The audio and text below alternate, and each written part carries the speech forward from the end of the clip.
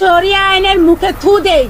আপনারা এই আহমদুল্লাহর ওয়াজ দেখাও বন্ধ করে দিন এবং সরকারের কাছে আমি আহ্বান জানাবো, আহমদুল্লাহর যতগুলো ফেসবুক ইউটিউব পেজ আছে সব বন্ধ করে দেন। কে বলে বোরকা একদম পুরা মুখ ঢাকা, হাত মোজা, পা মোজা, বোরকা এটা ইসলামের পোশাক? কোথায় লেখা আছে?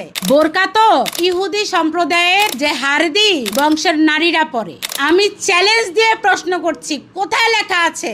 কোরআন শরীফের কোথায় আছে পুরা পর্দা করতে হবে, হাত মোজা, পা মোজা পরতে হবে, নারীরা ঘর থেকে বাইরেতে পারবে না? সম্প্রতি সময়ে আমরা দেখতে পাচ্ছি শান্তা ফারজানার মতো মেয়েরা যখন শরিয়াহকে নিয়ে, ইসলামের মৌলিক ফরজ বিধান, নারীদের পর্দাকে নিয়ে, এদেশের কওমি মাদ্রাসা নিয়ে, এদেশের খ্যাতনামা আলেম ডক্টর মিজানুর রহমান আজহারি, শায়েখ আহমদুল্লাহ, মুফতি আমির হামজার মতো খ্যাতনামা আলেমদেরকে নিয়ে যখন একের পর এক বাজে মন্তব্য করেই যাচ্ছেন, তখন আব্দুর রহিম আল মাদানির মতো ফতোয়াবাজদের কোনো ফতোয়া আমরা শুনতে পাচ্ছি না। তারা যেন নীরব। তাদের ফতোয়া চলে শুধু জামাতে ইসলামী নিয়ে। তাদের ফতোয়া কি?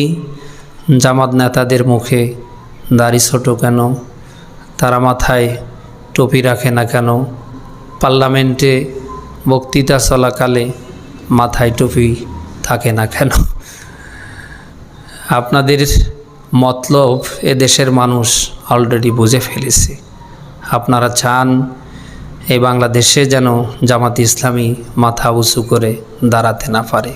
আল্লাহর নামের কসম করে বলছি, যতই ষড়যন্ত্র করেন, জামাত ইসলামীর জনপ্রিয়তা এই বাংলাদেশে এক চুল পরিমাণ কমাতে পারবেন না।